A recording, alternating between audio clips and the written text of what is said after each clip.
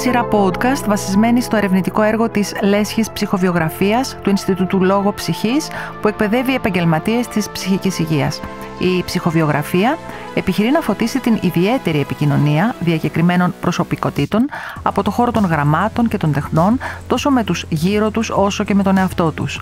Ο ψυχοβιογράφος προσδοκά να λύσει ένα μυστήριο που προκύπτει από την μελέτη της πορείας της κάθε προσωπικότητας μέσα στο πλαίσιο που διέπρεψε. Συζητάμε για τη συναρπαστική ζωή ανθρώπων με τεράστιο αποτύπωμα στον πολιτισμό, όπως η Virginia Woolf, ο Vincent van Gogh, η Frida Kahlo, ο Μαγιακόφσκι, η Francesca Goodman και η Georgia O'Keeffe.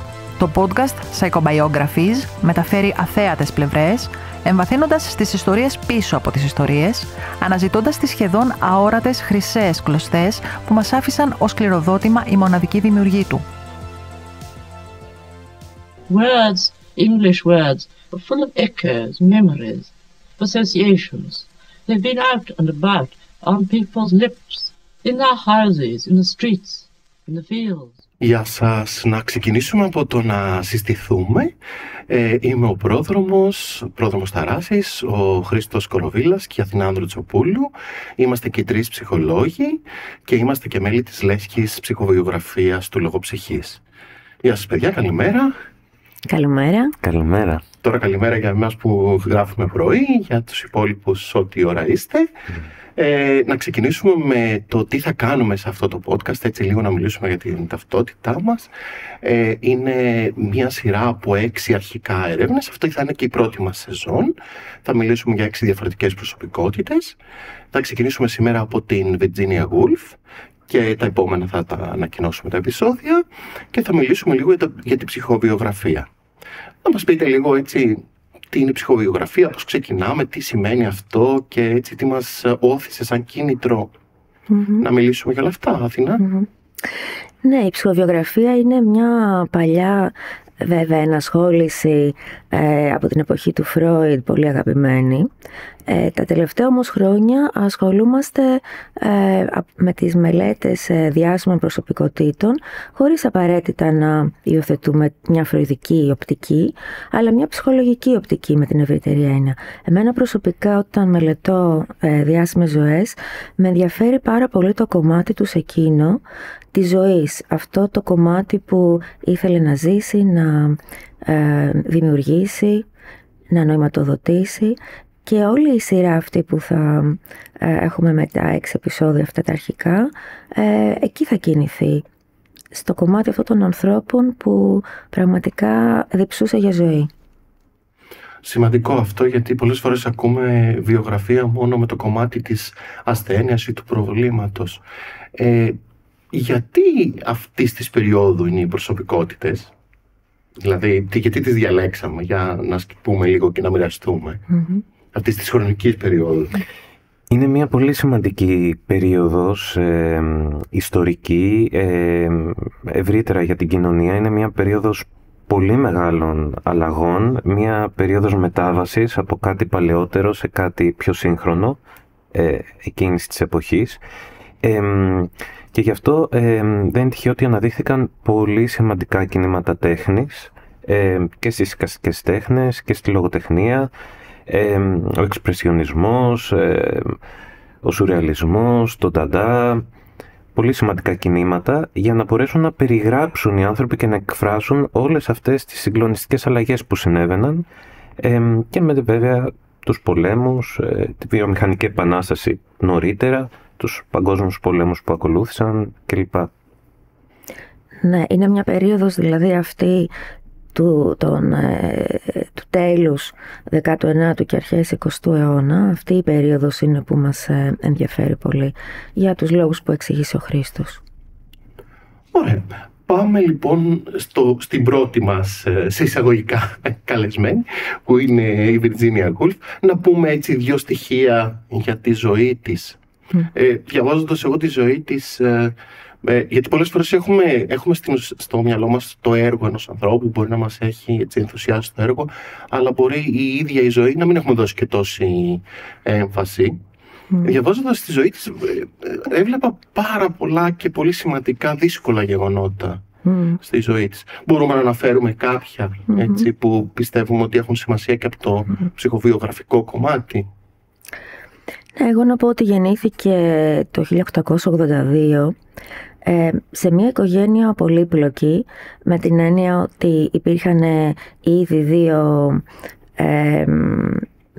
γάμοι των γονιών, δηλαδή και ο πατέρας και η μητέρα είχαν παντρευτεί σε δεύτερο γάμο. Υπήρχαν 3 ετεροθαλή αδέρφια από την πλευρά της μητέρας και 1 ετεροθαλή αδερφή από την πλευρά του πατέρα. Και στο δεύτερο αυτό γάμο των γονιών γεννήθηκαν, εκτός από τη Βιρτζίνια Γούλφ, η αδερφή της, η πολύ αγαπημένη η Βανέσα, και άλλα 2 αγόρια, ο Τόμπι και ο Έντριαν, όλοι έτσι πολύ σημαντικοί, ίσως πούμε παρακάτω για αυτά τα αδέρφια. Μια οικογένεια της εποχής, βικτοριανή εποχή, συντηρητική, με πολλούς υπηρέτες, πολύ φασαρία μες στο σπίτι, όπου η Βιρτζίνια Γούλφ πάντα παραπονιόταν ότι δεν βρήκε ούτε μια στιγμή σε όλη της τη ζωή που θα μπορούσε να βρεθεί με τη μητέρα της μόνη. Ένα σπίτι με πολύ πολύ κόσμο πάντα. Αυτό λοιπόν ήταν το περιβάλλον μέσα στο οποίο γεννήθηκε. Πολύ τραγικά γεγονότα ακολούθησαν όταν στα 13 η μητέρα της πέθανε.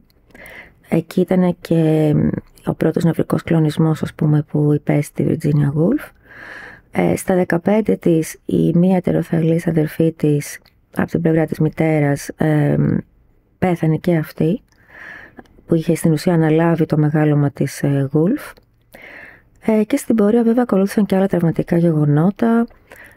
Ακολούθησε ο θάνατος του πατέρα της, ο θάνατος του ενός πάλι αδερφού της, του Τόμπι, και υπήρξαν και γεγονότα στη ζωή της, σεξουαλικές παρενοχλήσεις από τα 2 ετεροθαλή αδέρφια πάλι από την πλευρά της μητέρας, για τα οποία ίσως πούμε και παρακάτω. Με το θάνατο της μητέρας, η χαρούμενη, εναλλασσόμενη οικογενειακή ζωή που εκείνη συντηρούσε, κατέρευσε για πάντα. Στη θέση της ένα σκοτεινό σύννεφο εγκαταστάθηκε πάνω μας. Ήταν σαν να καθόμαστε κουλουριασμένοι, θλιμμένοι, σοβαροί, εξωπραγματικοί, κάτω από μια ομίχλη ενός ασήκωτου συναισθήματος. Φαινόταν αδύνατο να το διαπεράσουμε. Δεν ήταν απλώς σκοτεινό, ήταν εξωπραγματικό. Ένα δάχτυλο τοποθετημένο στα χείλη μας. Γενικά, όταν της συνέβαιναν δύσκολα πράγματα, νευρικοί κλονισμοί ακολουθούσαν τα γεγονότα αυτά, αλλά και όταν τελείωνε κάποιο από τα πολύ διάσημα βιβλία της, πάλι υπήρχε πολύ μεγάλη ταραχή, ίσως βέβαια γιατί τα βιβλία της ήταν σε μεγάλο βαθμό αυτοβιογραφικά. Ένα πράγμα που παρατηρούσα καθώς μελετούσα τη ζωή της ήταν ότι με το που είχε μια απώλεια, σαν μετά τον νευρικό κλονισμό, να πήγαινε γρήγορα στο να στραφεί προς το επόμενο άτομο ασφαλείας. Δηλαδή διάβαζα ότι με το που έχασε τη μητέρα της, μετά το νευρικό κλονισμό και τη δυσκολία που είχε, σαν αμέσως να στράφηκε στον πατέρα της και να συνδέθηκε παραπάνω ή να επαιδείωκε μεγαλύτερη σύνδεση μαζί του. Με τον πατέρα ήταν δύσκολο να συνδεθεί. Ήταν μια έτσι πολύ πατριαρχική φιγούρα της εποχής, διανοούμενος, βιογράφος ο ίδιος, με μια τεράστια βιβλιοθήκη όπου η Γούλφ περνούσε άπειρες ώρες, γιατί βέβαια δεν πήγε στο σχολείο όπως όλες οι καλές κοπέλες της εποχής, οπότε η βιβλιοθήκη του πατέρα ήταν ο παράδεισός της. Ήταν όμως μια φοβιστική φιγούρα ο πατέρας. Εκεί που στράφηκε και είχε και μια τεράστια απώλεια μετά ήταν η Στέλλα, όπως είπα, η ετεροθαλής αδερφή της, η οποία πέθανε πάρα πολύ νέα, 2 χρόνια μετά τη μητέρα. Θυμάμαι να λέω στον εαυτό μου μετά το θάνατο της μεγαλύτερης ετεροθαλής αδερφής μου Στέλλας, μα αυτό είναι αδύνατο. Αυτά τα πράγματα δεν μπορεί, δεν γίνεται να συμβαίνουν. Το χτύπημα, το δεύτερο χτύπημα του θανάτου μετά τη μητέρα μου, έπεσε πάνω μου σαν κεραυνός. Τρεμάμενη, με μάτια καλυμμένα με μεμβράνη, με τα φτερά μου ακόμα τσαλακωμένα, καθόμουν εκεί στην άκρη της σπασμένης χρυσαλίδας μου. Γενικά οι γυναικείες φιγούρες στη ζωή της Woolf ήταν πολύ σημαντικές, φίλες, υπήρχε και ερωτικό ενδιαφέρον για τις γυναίκες, παρόλο που παντρεύτηκε το Leonard Woolf, ένα μέλος του Bloomsbury, με πρωτεργάτη θα έλεγα τον αδερφό της τον Toby, ο οποίος αργότερα πέθανε νέος. Είχαν δημιουργήσει αυτή την ομάδα με πολύ ενδιαφέροντες προσωπικότητες. Μία από αυτές λοιπόν ήταν ο Leonard Woolf. Τη βοήθησε πάρα πολύ και στη καριέρα της, αλλά σίγουρα υπήρχε μια τεράστια μοναξιά. Σκεφτόμουν ότι αν έχεις μια απώλεια ενός σημαντικού ατόμου της οικογένειας, όπως είναι η μητέρα από τόσο μικρή όσο ήταν, ότι είναι πολύ πιθανόν αυτό να διαταράξει την αίσθηση του πώς συνδέεσαι με τους άλλους ανθρώπους, πώς ξαναεπενδύεις σε άλλους ανθρώπους. Για τη Virginia Woolf αισθάνομαι ότι είχε μια δύναμη κάπως αυτό να το ξεπεράσει ή να το δουλέψει με κάποιο τρόπο. Σίγουρα της τύχησε, αλλά σαν να συνέχισε να κάνει συνδέσεις με ανθρώπους. Νομίζω ότι το προσπαθούσε πάρα πολύ, πάλευε πολύ με τα δύσκολα κομμάτια της ζωής της, όπως είπαμε, με τις απώλειες που ήταν πολλαπλές, με τις παραβιάσεις που την στιγμάτισαν όπως φαίνεται. Στην πορεία βέβαια να πούμε ότι και ο πόλεμος, παρότι ήταν ένα παγκόσμιο γεγονός, είναι ξεκάθαρα ένα τραυματικό γεγονός και αυτός έφερε και επιπλέον απώλειες, όπως και ένας αγαπημένος ανιψιός της ή κάποια σπίτια στα οποία βρίσκονταν καταστρέφονταν, υπήρχαν βόμβες που έπεφταν, πολλά τραυματικά γεγονότα και αυτό που είπαμε και νωρίτερα νομίζω είναι πολύ σημαντικό. Να δούμε δηλαδή και το φωτεινό κομμάτι των ανθρώπων, με ποιους τρόπους προσπαθούσε να ανακάμπτει και συνεχώς να συνδέεται με τη ζωή. Ναι, και οι δύο πόλεμοι την στιγμάτισαν, και ο πρώτος παγκόσμιος πόλεμος και ο δεύτερος. Στο δεύτερο παγκόσμιο πόλεμο, που είχαν αποσυρθεί με τον άντρα της στην εξοχή, και ίσως θεωρούσε ο Leonard Woolf ότι αυτό θα την βοηθήσει, δηλαδή να μην βρίσκεται στη βαβούρα του Λονδίνου, αν και ήταν πολύ αγαπημένη πόλη της στο Λονδίνο.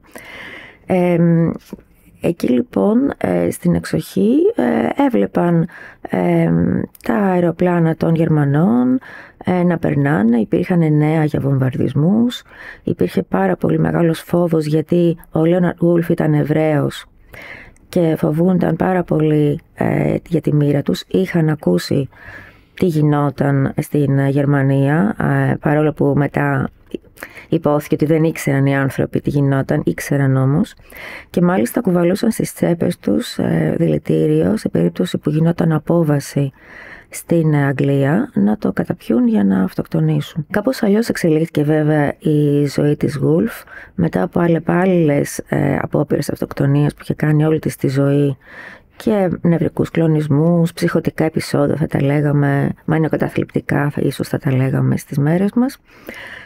Εν τέλει το 1941 έκανε μια απόπειρα η οποία ήταν και καταλυτική. Είναι γνωστή η ιστορία και από ταινίες όπου η Woolf έβαλε πέτρες στις τσέπες της και πνίγηκε στο ποταμό Ούζ.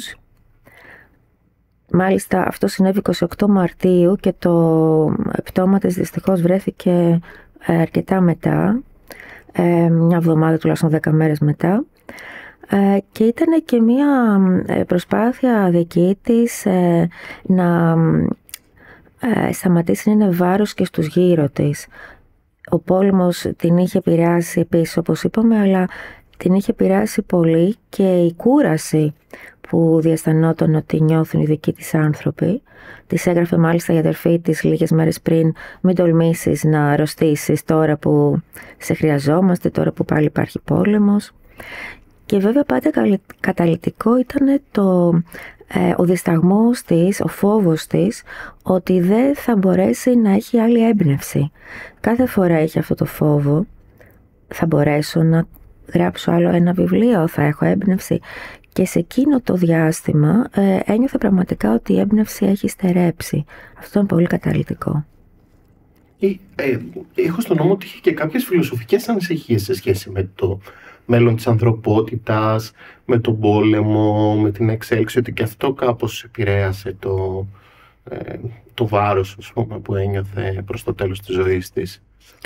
Είχε πολλές αναζητήσεις και θα μπορούσε κανείς να πει ότι είναι από τις πρώτες φεμινίστριες, έχοντας γράψει βιβλία όπως το Rooms on Own, έτσι, το δικό μου δωμάτιο, ή το Three Guinness, όπου διαπραγματεύεται ζητήματα των γυναικών, την αδικία, την έλλειψη μόρφωσης.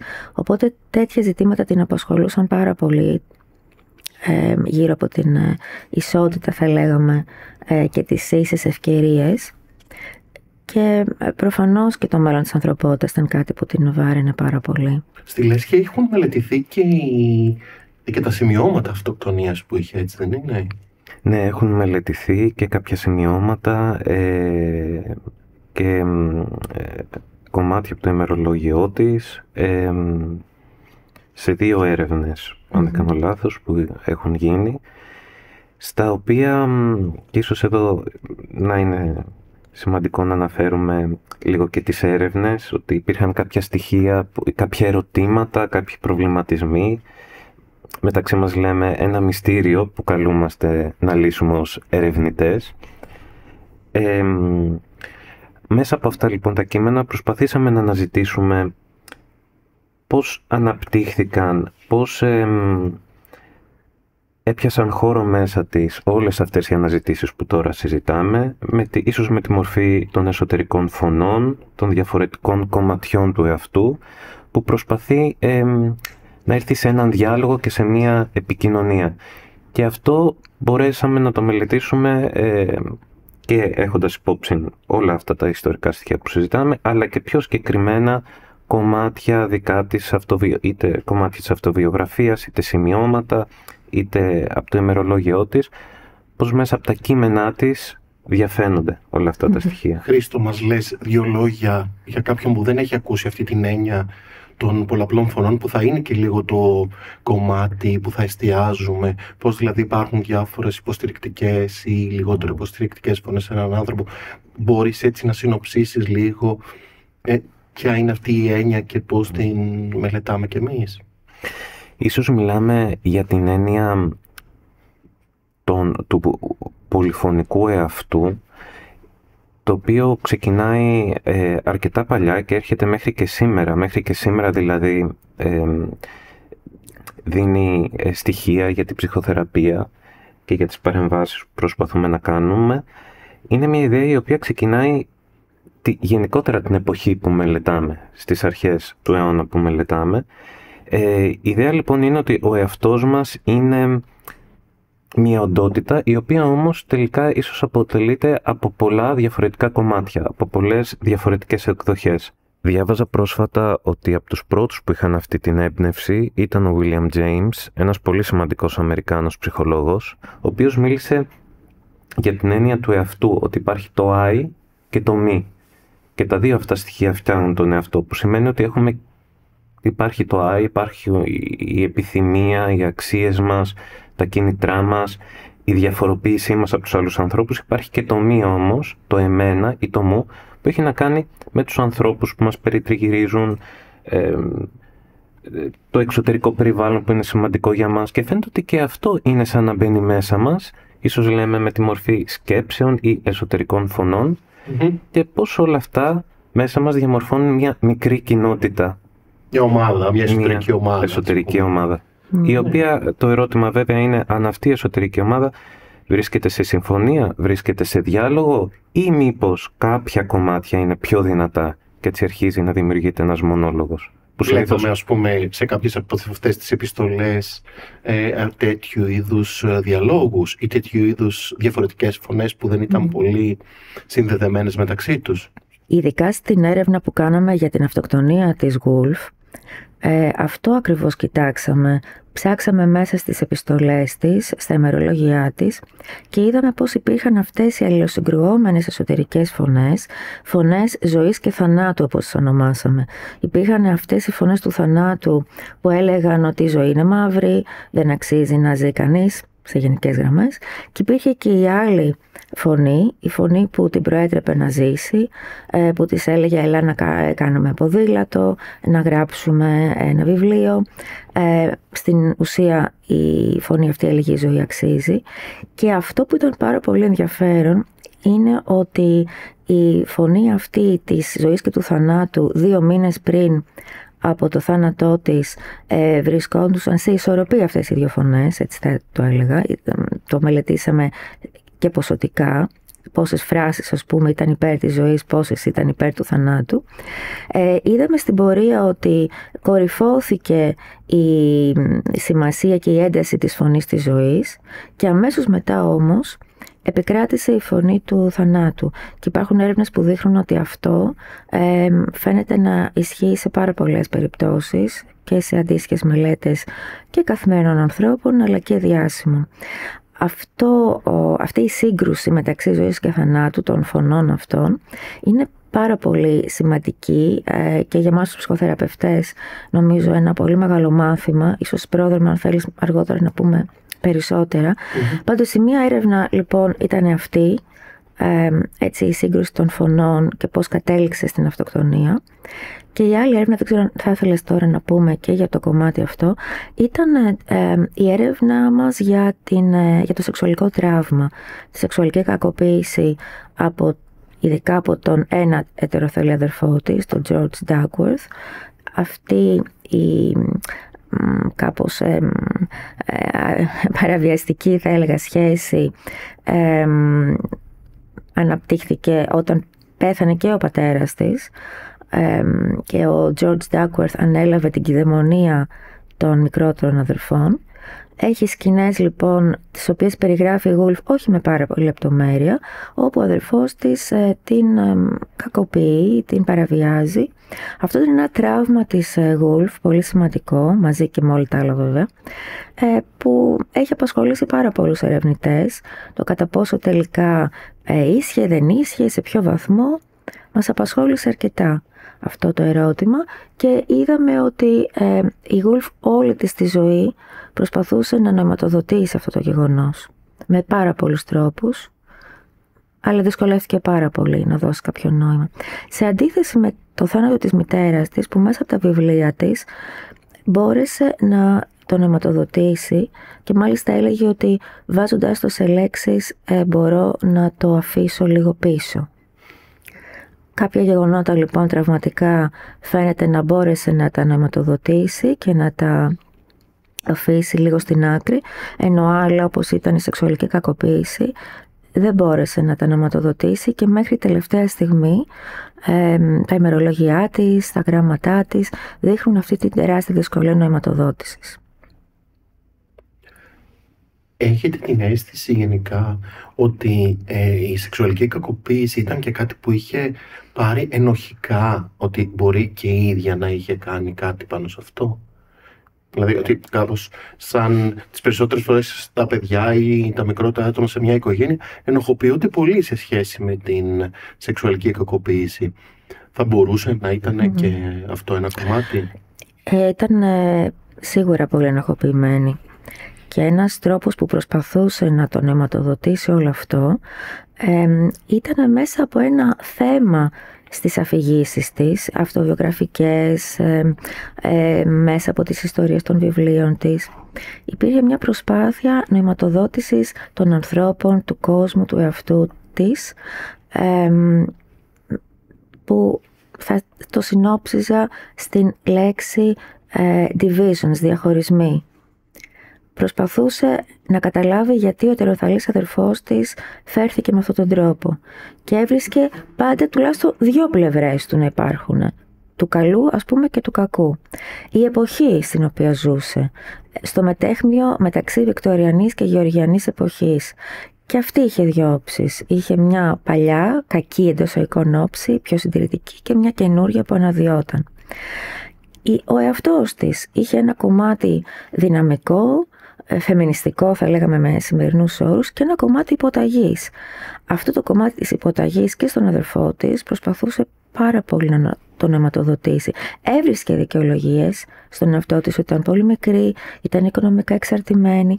Είχε όμως και ένα κομμάτι της, νομίζω, που δεν μπορούσε να το συγχωρήσει τον εαυτό της και νομίζω δεν μπορούσε να συγχωρήσει και τους γονείς της που την άφησαν απροστάτευτη. Γιατί η πρώτη σεξουαλική κακοποίηση από τον πρώτο ετεροθαλή αδερφό, τον Τζέραλτ, συνέβη όταν ήταν 6 χρονών και ζούσε εκεί η μητέρα της, και μάλιστα αυτή την κακοποίηση την αναφέρει μόνο προς το τέλος της ζωής της.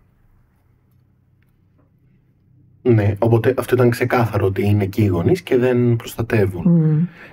Εμένα τόση ώρα μιλάγαμε, μου ήρθε μια σύνθεση σε σχέση με το ότι ένιωθε βάρος προς το τέλος της ζωής της. Και αναρωτιέμαι, θα μπορούσε να είναι και αυτό μέρος αυτών των διαχωρισμών, ότι από τη μία εσείς μου κάνατε κακό, αλλά ότι οι άλλοι δηλαδή με έχουν δυσκολέψει, αλλά ότι εγώ δυσκολεύω τους άλλους με το να ξέρω, είμαι άρρωστη, να είμαι πονεμένη, δηλαδή σαν να μην συνδεόταν με το ότι είμαι αδικημένη, οι άλλοι φταίνε γι' αυτό, οπότε δεν είμαι εγώ το πρόβλημα. Δεν νομίζω πρόβλημα ότι αισθανόταν αδικημένη με την έννοια που ίσως φαντάζεται κανείς. Ήταν ένας άνθρωπος, έτσι λένε αυτοί που τη γνώριζαν, η οποία όταν ήταν καλά ήταν γεμάτη ζωή, χαρά για τη ζωή, παρατηρούσε την πιο μικρή λεπτομέρεια από τη φύση, από τον κόσμο γύρω της, και οι άλλοι έκαναν πολύ ευχάριστα παρέα μαζί της όταν ήταν καλά. Όταν ήταν δυσκολεμένη βέβαια, που έτρεχε η σκέψη της, έτρεχε ο λόγος της, γινόταν πολύ δυσάρεστη στους άλλους, τους έβριζε, τους έφτυνε. Εκεί λοιπόν πραγματικά γινόταν πολύ μεγάλο βάρος. Σίγουρα υπήρχε αυτή η διπλή της όψη μεταξύ της χαράς της ζωής, πόσο ευχάριστη λοιπόν ήταν όταν ήταν καλά, και της άλλης της όψης, της δυσάρεστης και του βάρους που μπορούσε να γίνει. Ίσως αυτό είναι και κάτι που το κουβαλούν όλοι οι άνθρωποι. Δεν ξέρω, ίσως και ο Χρήστος θέλει να μας πει εδώ και κάποια σκέψη. Οι άνθρωποι που συναντάμε στη δουλειά μας, που κουβαλάνε τέτοια δύσκολα κομμάτια, πολλές φορές περιγράφουν ότι νιώθουν βάρος στους άλλους. Αυτό νομίζω μας φέρνει πάλι στο μυαλό αυτό που συζητάμε στην πραγματικότητα όλη αυτή την ώρα, για τα διαφορετικά κομμάτια του εαυτού μας, πώς είναι πολλά, συχνά αντιφατικά, και κατά πόσο όμως είναι σε συμφωνία, σε επικοινωνία, σε μια καλή σχέση μεταξύ τους, ή κατά πόσο δεν υπάρχει ένας διάλογος μεταξύ των κομματιών, αλλά ένας μονόλογος.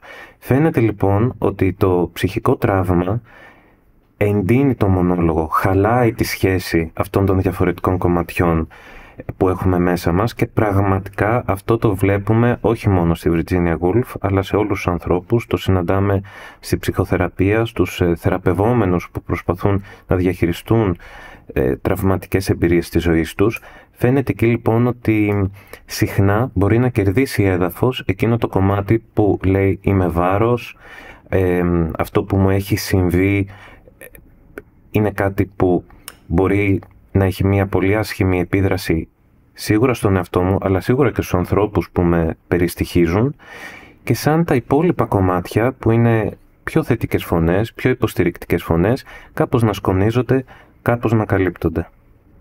Ωραία, μια και μιλάμε και για το δύσκολο κομμάτι, αλλά και για τις υποστηρικτικές φωνές που μπορεί να είχε, να δούμε λίγο ποιες ήταν οι δυνάμεις της, γιατί εμείς το θεωρούμε κάπως απλό το ότι αυτή η γυναίκα επέζησε μέχρι την ηλικία που επέζησε, αλλά ένας άνθρωπος με τόσα πολλά και σύνθετα τραύματα, πολλές απώλειες. Δηλαδή, στη θεραπεία μπορεί να βλέπουμε έναν άνθρωπο να έχει μία από όλες αυτές τις εμπειρίες και να του είναι πάρα πολύ δύσκολο να συνεχίσει τη ζωή του.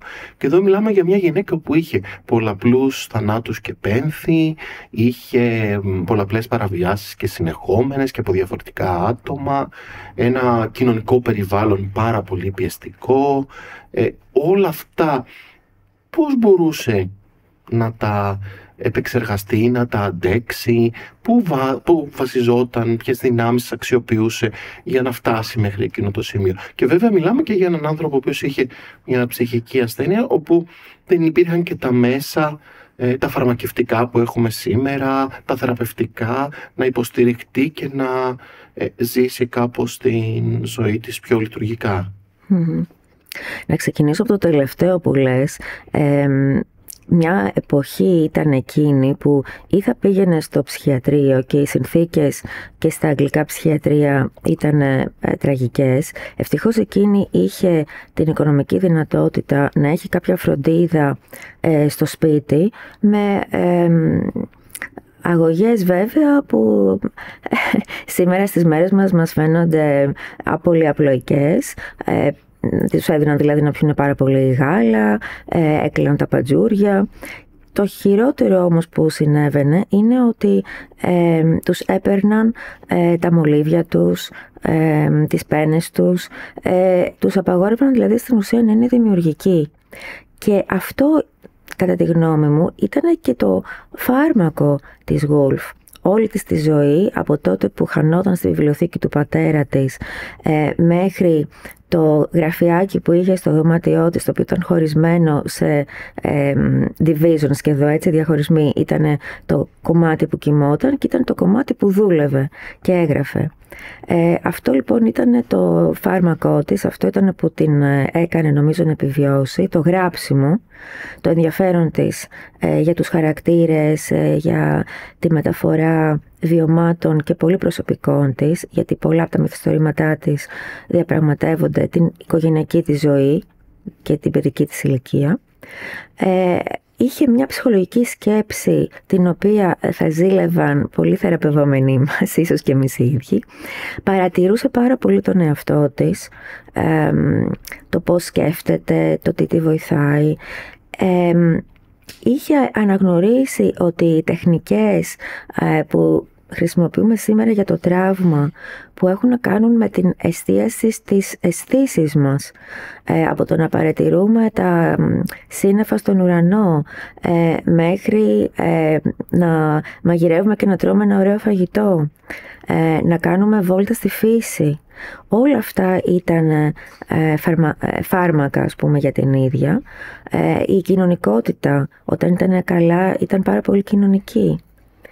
Αξιοποιούσε λοιπόν όλα αυτά τα κομμάτια για να μπορεί να νιώθει καλύτερα, και αυτά πιστεύω ότι ήταν που την κράτησαν ζωντανή από τα 13 της μέχρι τα 58-59 της, που τελικά είχε αυτή την κατάληξη. Και εγώ νομίζω ότι η Virginia Woolf, παρότι όταν κανείς σκέφτεται τη ζωή της, σκέφτεται πολλά δύσκολα περιστατικά και σκοτεινά σκηνικά, στην πραγματικότητα πιστεύω ότι είχε ένα πραγματικά εσωτερικό δικό της πολύ δυνατό φως, που συνεχώς, με το οποίο συνεχώς προσπαθούσε να συνδεθεί για να αναδυθεί και να ανακάμψει. Ξέρουμε ότι στο ψυχικό τραύμα διαταράσσεται πάρα πολύ έντονα η έννοια της ασφάλειας, και φαίνεται ότι αντλώντας από αυτό το εσωτερικό φως προσπαθούσε και να ξαναστήσει σχέσεις ασφάλειας και με ανθρώπους που θεωρούσε ότι είναι φροντιστικοί, με τους οποίους μπορούσε να αναπτύξει δεσμούς. Ακόμα και η λέσχη, το group, στο οποίο μοιράζονταν προσωπικές στιγμές, αναμνήσεις από την ιστορία τους, αλλά και αυτό που εννοείται που είπε η Αθηνά, και η ασφάλεια που νιώθουν οι άνθρωποι μέσα στο σώμα μας, η οποία φυσικά διαταράσσεται όταν υπάρχει ψυχικό τραύμα. Όλη αυτή λοιπόν η επαφή που προσπαθούσε να κάνει με τις αισθήσεις της, με τη φύση, με τη μαγειρική, τις μυρωδιές, όλα αυτά τα πράγματα, φαίνεται πως ήταν προσπάθειες να αποκατασταθεί αυτή η ασφάλεια και μέσα στο σώμα, αλλά και στις κοινωνικές σχέσεις και δεσμούς. Κυριακή, 26 Ιανουαρίου 1941. Μάχη κατά της κατάθλιψης, της απόρριψης. Ξεριζώθηκε σήμερα, ελπίζω, καθαρίζοντας την κουζίνα. Αυτό το κύμα της απελπισίας δεν πρόκειται, το ορκίζομαι, να με καταπιεί. Η μοναξιά είναι τεράστια, το σπίτι είναι υγρό, το σπίτι είναι ακατάστατο, όμως δεν υπάρχει εναλλακτική. Επίσης, οι μέρες θα μεγαλώσουν. Αυτό που χρειάζομαι είναι η παλιά μου ορμή. Αρχίζω να αντιπαθώ την ενδοσκόπηση. Ύπνο και χαλάρωση, διαλογισμό, διάβασμα, μαγείρεμα, ποδήλατο. Αυτή είναι η συνταγή μου. Πάμε λίγο στο κομμάτι που είναι και λίγο ένας μύθος, ότι θα το εξετάζουμε και πάρα πολύ κατά τη διάρκεια αυτού του podcast, ότι όλοι οι μεγάλοι καλλιτέχνες, συγγραφείς, ζωγράφοι, μουσική, οτιδήποτε έχει να κάνει με την τέχνη, οφείλουν αυτή τους την έμπνευση ή αυτή τους τη δημιουργικότητα στην ψυχική ασθένεια ή στο ψυχικό τραύμα ή στο ότι δεν είχαν καλή επαφή με το περιβάλλον και έτσι εμπνέονταν, και ότι αν δεν υπήρχε αυτή η ψυχική δυσκολία, δεν θα ήταν τόσο δημιουργικοί ή δεν θα είχαν αρχίσει καν να γράφουν, ή όταν γίνονταν καλά ότι δεν είχαν πια έμπνευση. Πάλι θα ξεκινήσω από το τελευταίο και να πω ότι όταν δεν ήταν καλά δεν μπορούσε να γράψει. Έγραφε όταν ήταν καλά, και θα το δούμε και σε επόμενα podcast, όπως είπες, και με άλλους και καλλιτέχνες και λογοτέχνες. Οπότε ήταν σίγουρα πολύ δημιουργική. Υπήρχε, όπως νομίζω σε όλους τους καλλιτέχνες και λογοτέχνες, αυτή η αναπτυγμένη δημιουργικότητα και η ανοιχτότητα που επέτρεπε στην ίδια να αντιλαμβάνεται λεπτομέρειες από το περιβάλλον της, την οποία την ενέπαινε να γράψει. Παρατηρούσε πάρα πολύ τους ανθρώπους, της άρεσε πάρα πολύ να παρατηρεί τις εκφράσεις τους, το πώς συμπεριφέρονταν στο δρόμο. Ήταν ένας άνθρωπος πάρα πολύ παρατηρητικός. Και είχε και την συναισθηματική ευφυΐα, θα λέγαμε, να ξέρει ότι μπορεί μέσα από τις λέξεις της, μέσα από από το πλάσιμο των χαρακτήρων, να δώσει νόημα και στα δικά της τα τραύματα. Μόνο βάζοντάς το σε λέξεις το κάνω ολόκληρο. Αυτή η ολοκλήρωση σημαίνει ότι έχει χάσει τη δύναμή του να με πληγώνει. Είναι η έκσταση που νιώθω όταν γράφοντας μοιάζει να ανακαλύπτω τι ανήκει σε τι. Κάνω μια σκηνή να φαίνεται σωστή, κάνω έναν χαρακτήρα να ζωντανέψει. Δεν νομίζω ότι ισχύει το ότι ένας άνθρωπος για να είναι δημιουργικός πρέπει να είναι εντός εικόν τρελός. Είναι βέβαια ένα μεγάλο θέμα αυτό στον χώρο της ψυχικής υγείας και της δημιουργικότητας. Τα τελευταία χρόνια τείνουμε να αντιλαμβανόμαστε ότι σίγουρα οι καλλιτέχνες είναι άνθρωποι πιο ανοιχτοί στα ερεθίσματα και χρειάζεται και ένα όριο εκεί στο πώς θα χειριστούν αυτή τη δημιουργικότητα για να την διοχετεύσουν σε ένα έργο τέχνης, παραδείγματος χάρη. Αλλά οπωσδήποτε δεν σημαίνει ότι όλοι οι άνθρωποι που έχουν μια ψυχική ασθένεια είναι και καλλιτέχνες. Σε καμία περίπτωση δεν ισχύει αυτό. Υπάρχουν πάρα πολλοί άνθρωποι δυστυχώς με ψυχικές δυσκολίες, οι οποίοι όμως δεν έχουν κάποιο τέτοιο ταλέντο και σε καμία περίπτωση δεν θα το αποκτήσουν λόγω αυτής της ασθένειας. Το ότι όμως ορισμένοι άνθρωποι όπως η Γουλφ είχαν ένα ταλέντο και το καλλιέργησαν και οι συνθήκες τη βοήθησαν να το αναπτύξει, την κράτησαν, νομίζω, από το να φύγει πιθανόν πολύ νωρίτερα από τη ζωή. Τη βοήθησε δηλαδή αυτό της το ταλέντο να παρατείνει μία ζωή που κάποιος άλλος, όπως είπες πριν πολύ σωστά στη θέση της, θα είχε εγκαταλείψει πολύ νωρίτερα. Η τέχνη πραγματικά βοηθάει τους ανθρώπους, γι' αυτό νομίζω μελετάμε και αυτή την ιστορική χρονική περίοδο που, όπως είπαμε, υπήρχε μια πολύ μεγάλη ανάπτυξη των τεχνών. Είναι η ανάγκη των ανθρώπων να εκφράσουν τη δυσκολία, να εκφράσουν αυτό το οποίο συμβαίνει. Όμως βλέπουμε ότι όταν κάτι είναι πάρα πολύ δύσκολο, όπως η Virginia Woolf, όταν δεν ήταν καλά, όταν κυριαρχούσαν τα πιο τραυματικά κομμάτια, τότε φαίνεται ότι αυτή η έκφραση καταλύεται και δυσκολεύει. Οπότε και εγώ πραγματικά έτσι σκέφτομαι ότι έχοντας την τύχη ή ένα κομμάτι αυτού του εσωτερικού φώτος που είπα προηγουμένως που ήταν η τέχνη της, ίσως αυτό ήταν ακόμα μια βοήθεια στην οποία μπορούσε να ανατρέχει για να βοηθιέται και να επεξεργάζεται όλα αυτά τα οποία έπρεπε να επεξεργαστεί. Και σκέφτομαι ότι πάρα πολλοί καλλιτέχνες, λογοτέχνες, πολύ αξιόλογοι, επειδή ακριβώς δεν είχαν αυτό το κομμάτι εντός εικόν της τρέλας, έμειναν στην αφάνεια. κακά τα ψέματα, στη σύγχρονη εποχή που λίγο μας συντριγκάρει το κουτσομπολιό, το διαφορετικό, άνθρωποι όπως η Woolf γίνονται ακόμα πιο διάσημοι ακριβώς επειδή είχαν και αυτή τη ψυχική δυσκολία. Λειτουργεί δηλαδή λίγο και σαν ένα marketing, χωρίς σε καμία περίπτωση εμείς που την αγαπάμε τόσο πολύ να μειώνουμε τη σημασία του έργου της και της προσωπικότητάς της, αλλά σκέφτομαι ότι πάρα πολλοί άλλοι άνθρωποι που έχουν κάνει πολύ αξιόλογο έργο δεν έχουν την προβολή που έχει η Woolf ή ίσως ο Van Gogh, για τον οποίο θα μιλήσουμε σε επόμενο podcast.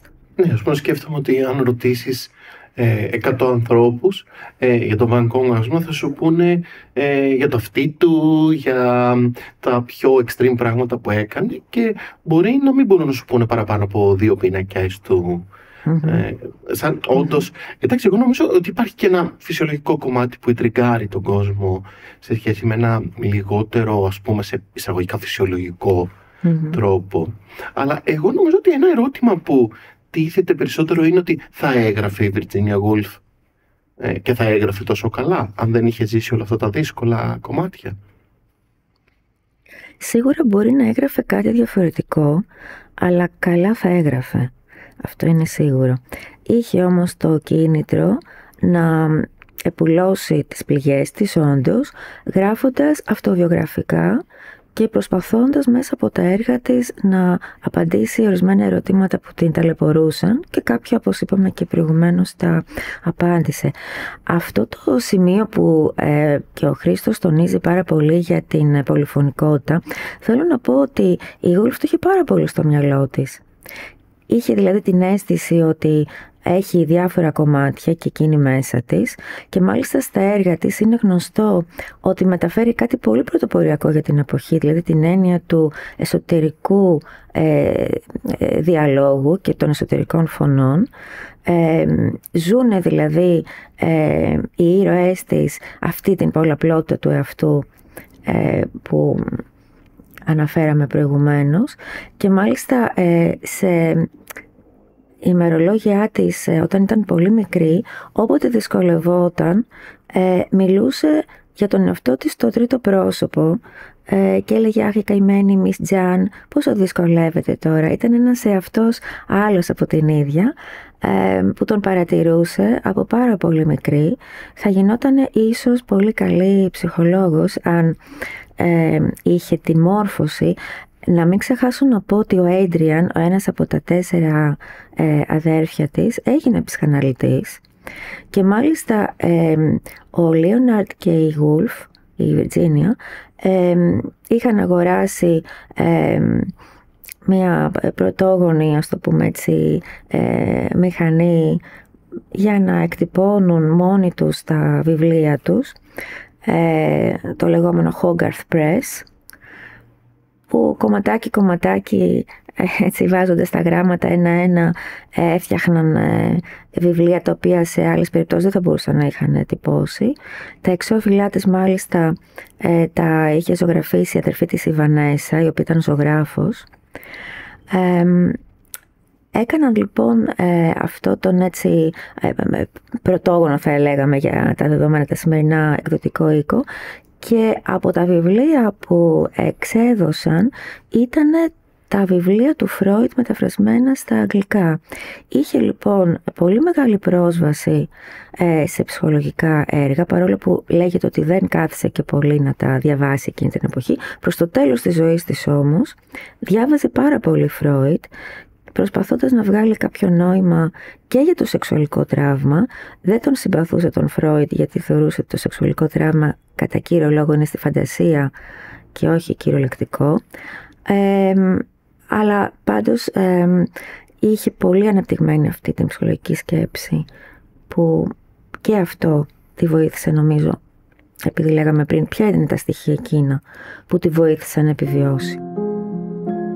Υποθέτω ότι έκανα για τον εαυτό μου ό,τι κάνουν οι ψυχαναλυτές για τους ασθενείς τους. Εξέφρασα κάποια πολύ παλιά και βαθιά συναισθήματα και εκφράζοντάς τα εξήγησα και τα άφησα πίσω μου. Αλλά τι σημαίνει εξήγησα? Γιατί επειδή περιέγραψα τη μητέρα μου και το συναίσθημά μου για αυτή σε αυτό το βιβλίο, να γίνει η εικόνα της και το συναίσθημά μου για εκείνη τόσο πιο αμυδρό και πιο αδύναμο? Πάμε να δούμε και ποια από τα κομμάτια αυτής της έρευνας πάνω στην ζωή της Virginia Woolf μπορούμε ή έχουμε αξιοποιήσει ή έχουμε παρόμοια παρατηρήσει στην κλινική πρακτική με τους ανθρώπους που δουλεύουμε εμείς. Πάμε να δούμε δηλαδή πώς παρατηρούμε αυτή την αλληλουχία των φωνών ή την απομόνωση που λέει ο Χρήστος ή την επένδυση στις δυνάμεις και στις δυνατότητες που έχει ένας άνθρωπος για να κρατηθεί στη ζωή και τελικά στην ανθεκτικότητα που μπορεί και δημιουργεί ώστε να αντιμετωπίσει όλες αυτές τις δυσκολίες. Ναι, σε όλα αυτά και σκέφτομαι και στην έννοια της ασφάλειας για την οποία συζητήσαμε νωρίτερα.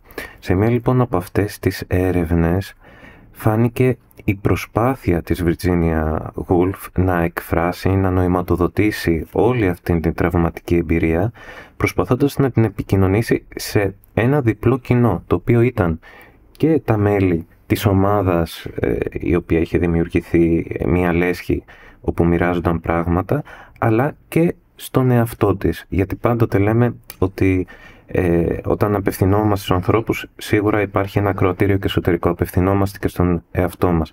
Βλέπουμε λοιπόν ότι ανέπτυσε μία σειρά από στρατηγικές, αφηγηματικές στρατηγικές στο λόγο της, στον τρόπο με τον οποίο προσπαθούσε σιγά σιγά να εισάγει τα δύσκολα θέματα, προκειμένου σιγά σιγά να νιώσει ασφάλεια και μέσα της, αλλά και να νιώσει ότι και το κοινό βρισκόταν σε μια τέτοια κατάσταση όπου θα μπορούσαν να δεχτούν και να ακούσουν όλη αυτή την ιστορία. Αυτό λοιπόν είναι σημαντικό να το έχουμε στο νου μας όταν δουλεύουμε με ανθρώπους όπου το ψυχικό τραύμα καταλαβαίνουμε ότι υπάρχει και τους δυσκολεύει. Σκέφτομαι συγκεκριμένα πως αυτό και στις ατομικές συνεδρίες αλλά και στις ομαδικές συνεδρίες, στην ομαδική ψυχοθεραπεία, πώς μπορούμε να το έχουμε στο νου μας.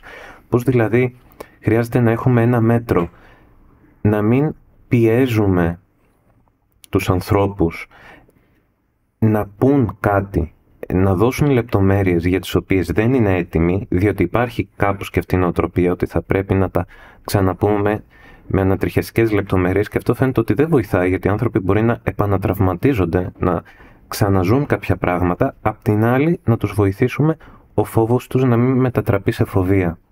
Να βρούμε δηλαδή μια χρυσή τομή ανάμεσα σε αυτό που λέγεται και σε αυτό που δεν λέγεται. Έτσι σκέφτομαι ένα πολύ συγκεκριμένο παράδειγμα σε έναν άνθρωπο, έναν θεραπευόμενο πριν κάποια χρόνια σε μια ομάδα, όπου πήρε πάρα πολύ καιρό να προετοιμάζει και τον στηρίξαμε σε αυτό όλους μας και τα μέλη της ομάδας, να προετοιμάζει το κοινό του για όλα αυτά τα οποία ήθελε να πει, το οποίο σημαίνει τον ρωτούσαμε και εμείς πώς θέλει να τον ακούσουμε, τι είναι αυτό που φοβάται ότι μπορεί να συμβεί, τι χρειάζεται από μας και έτσι σιγά σιγά να ενισχύεται προκειμένου να νιώσει αυτή την ασφάλεια για την οποία συζητάμε. Mm-hmm.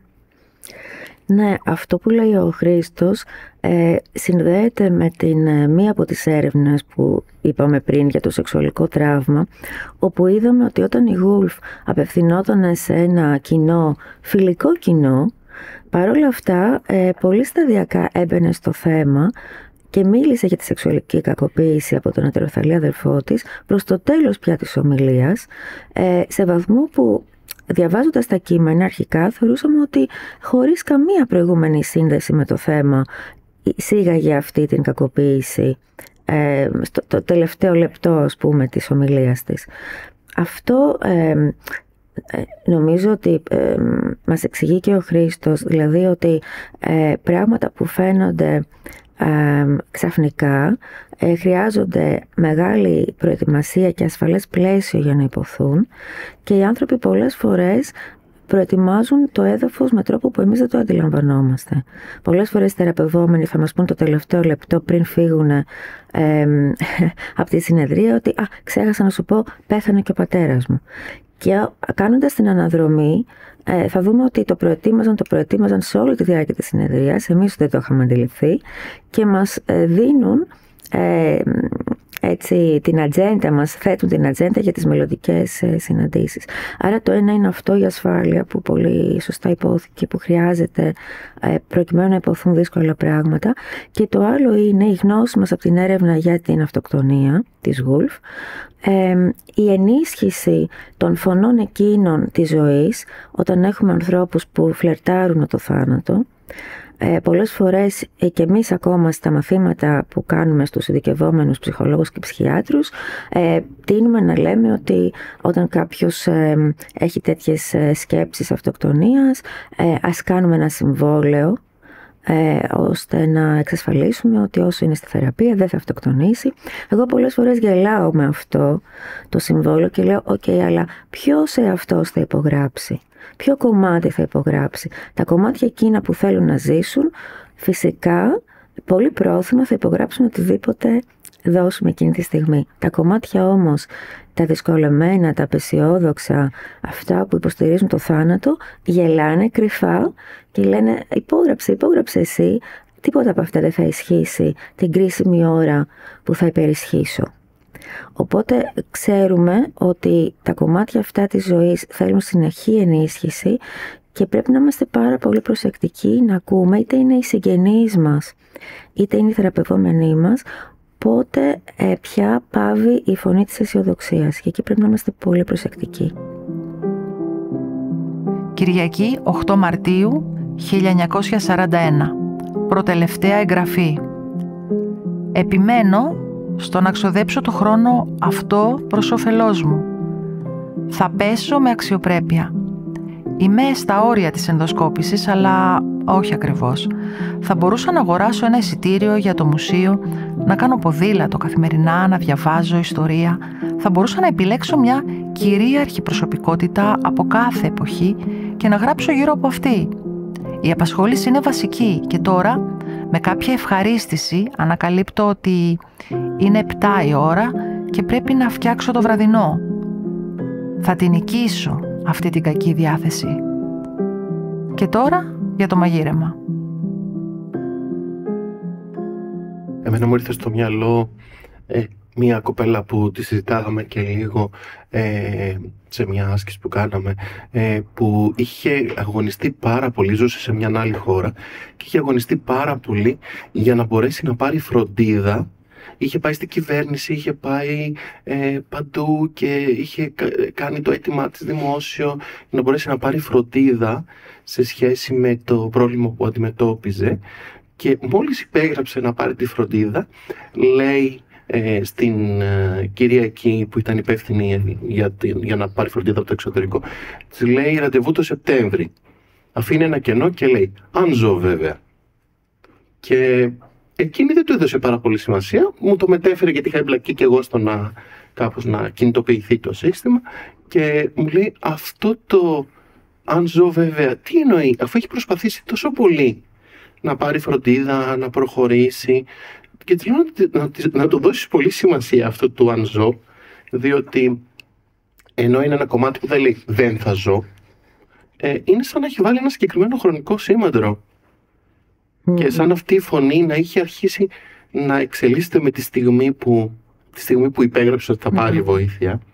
Βέβαια αυτό ήταν και λίγο, σκεφτόμουν αυτό που έλεγε ο Χρήστος, ότι για εκείνη την περίπτωση ήταν η αρχή του να συνδεθεί με αυτό το πολύ πονεμένο κομμάτι, το οποίο δεν ήθελε να το κάνει. Δηλαδή δυσκολευόταν πάρα πολύ και είχε βέβαια τους λόγους της που δυσκολευόταν, γιατί ήταν ένα πάρα πολύ πονεμένο κομμάτι, και σαν η αρχή της θεραπείας να ήταν στην ουσία και η αρχή της επαφής με αυτό το πολύ πονεμένο κομμάτι, το οποίο δεν θα προτιμούσε πραγματικά να είχε πεθάνει παρά να έρχονταν σε επαφή με αυτό.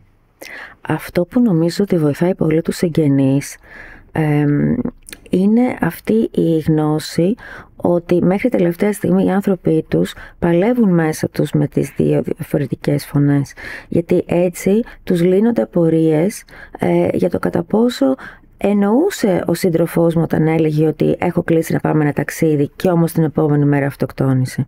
Αυτή η πάλι μεταξύ φωνών μέχρι τελευταία στιγμή ισχύει. Τίποτα δηλαδή δεν είναι ψεύτικο από αυτά που συμβαίνουν, αλλά είναι ενδείξεις αυτής της αέναης πάλης. Ωραία. Καλή μας αρχή λοιπόν. Ξεκινήσαμε έτσι με ένα πολύ δυνατό θέμα.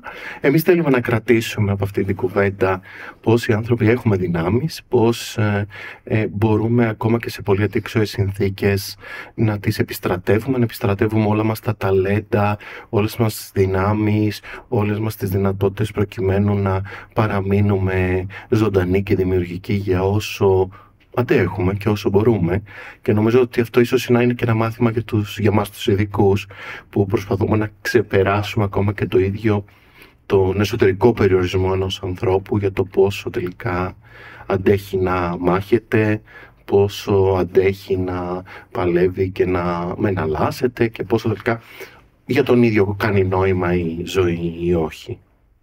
Αυτό ήταν το πρώτο επεισόδιο της σειράς Psychobiographies. Θα τα πούμε στο επόμενο επεισόδιο.